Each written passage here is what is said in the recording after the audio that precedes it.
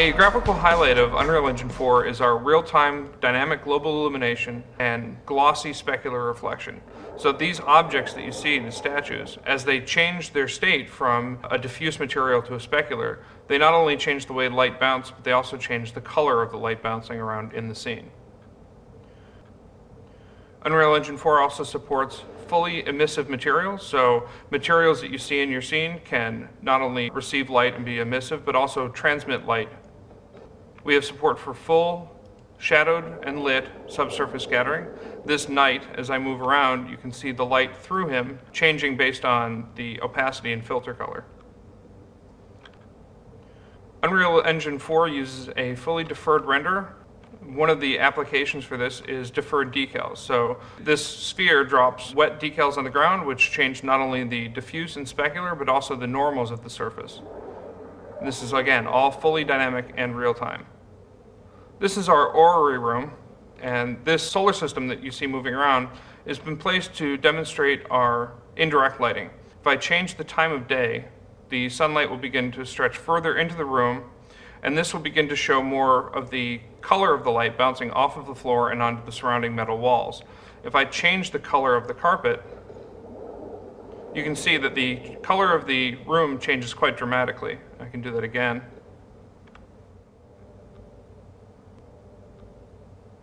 There we go. Now if I were to say, grab my spotlight planet here and use it to illuminate my room, as I move it around, it illuminates different elements of the scene, which then bounce their colored light on every aspect of the scene correctly. You can even see the reflection of the different floor colors on this sphere itself.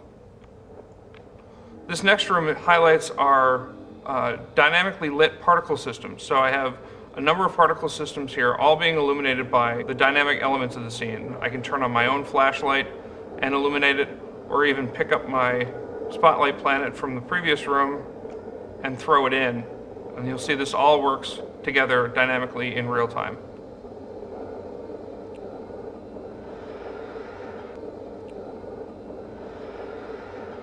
Out here we're highlighting our direct and indirect lighting on particles. So I have a volumetric particle system that is being illuminated from within by chunks of lava being shot up through the vent, which use the volume of the particles to determine the amount of light that transmits through.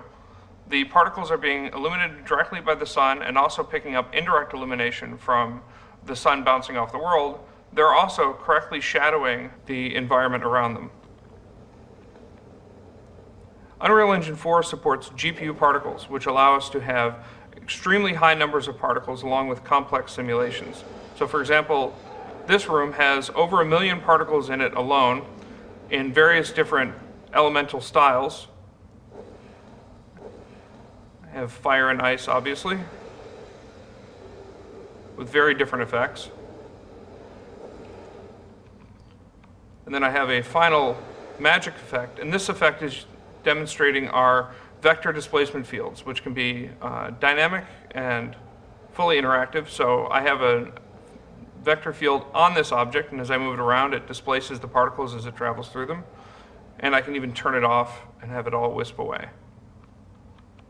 This room is highlighting our improvements to post-process. We now have per pixel lens flares, so any bright element in the scene will become part of the lens flare, as well as full eye adaptation. So if the windows were to suddenly close, my scene becomes dark, my eye adaptation will adapt the focus exposure, and then if the floor were to collapse, I have bright elements on my scene, so my lens flares are back, and it's all, again, fully dynamic and fully real-time.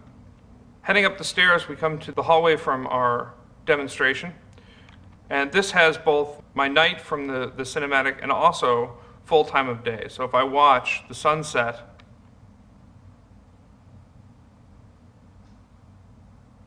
you can see the light changes quite dramatically. When the sun's completely behind the building, the sky will go to night. And I have a very different lighting environment. And then as the sun rises, again, I change completely. Now, the most impressive thing about this entire demonstration is that for the entire thing, I've been in the editor the entire time. At any point, I can come out of our immersive mode and go right back into my tools. So I can just fly around, select objects, and move them around and interact with them because I am in my editor and in my tools the whole time. We've dramatically improved our play. It's now instantaneous. I can jump in at any time and just run around. So this gives me extremely fast iteration time. At any point, I can see the changes I've made in-game without leaving my editor. We've rewritten our user interface. It's all completely dockable and reskinnable, so I can put any part of it in any part of my, my layout. We now have this details panel that you see on the right. And details allows me to see not only the properties of the object, but also in-depth information about it. For example, what class it is, where its location in the world, as well as what materials are applied, and even drill down further and see what textures are part of that material. I mentioned I can see what class it is, and that's very important because this is a blueprint. In Unreal Engine 4, we use Kismet to script not only our levels, but also individual assets in what we call blueprints.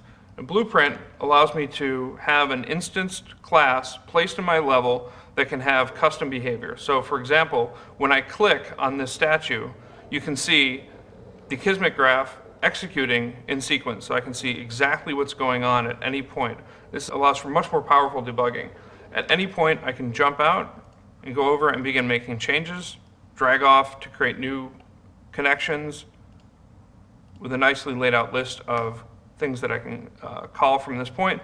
I can also quickly put a breakpoint in, and now when I play, if I trigger that breakpoint, it will stop the editor, stop the game, allow me to step through and see the state of any of these values, and then resume and see the continuing game. Turn that breakpoint off again, and if I wanted to say make a change to this, it's as easy as dragging off. So I'll add a delay, give it a default duration of 3 seconds, and wire it in. And now when I play, when I click on my statue, I hit my delay, I see the countdown for how long it's got left, and then it executes the script again. So this allows us to make changes and iterate on them extremely quickly. Talking a bit about the indirect lighting, if I select the post-process for this environment and filter for the voxel lighting intensity, if I bring that down, this is what the scene would look like without any bounce lighting being derived. So there's no complex specular, there's very little secondary lighting in the scene, but if I bring that back up, I begin to get my metallic reflections, my complex secondary lighting on all of my objects, as well as a much more realistic environment.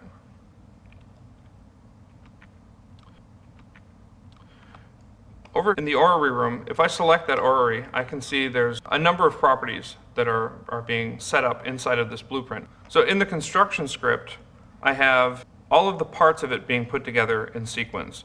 And then I reach the sequence split, which creates each planet individually. Each one of these lines represents an individual planet. And then I have all of the variables that are used to drive the various behavior. Now, this is what the variables tab looks like. If I dock this here, you can see there's quite a few of them. But all of these can be categorized and given custom names. What that means is that when I get back to the placed version of it, I don't have a huge flat list of variables like I have in my editor. I have nicely categorized, friendly named properties that allow me to make changes without having to know how the script was made. Now, I showed play in editor, which instantaneous, I'm in, my game is running, I can interact with my planets, run around. But now I'm going to use simulate. And simulate plays the game, but doesn't put me in it. So now I'm still in the editor. I have complete control over my tools. I can see properties for any object. I can select the various elements in my scene. But because I'm not in the game, I can watch everything happen. And then at any point, I can click possess and become part of the game and begin interacting with my game as a player. So one last thing I'm going to show off. If I hit play and run around in my world, I can hit F10 to eject, and now I see my player's representation in the world again. If I open up his details panel and his code view, it will populate with the functions for that class, in this case a player. If I double click on one of those functions, it will open the source file for that class and go straight to that function. So this has leg strength, and I'll change that, minimize this, and I'm going to click compile and possess. So I'm back in my character playing the game. I can't jump very high, but when it finishes compiling, I become superhuman. So I can make these kind of changes while I'm playing the game, while I'm in my editor, while I'm making changes to my environment and my tools and everything, all in real time, as you see.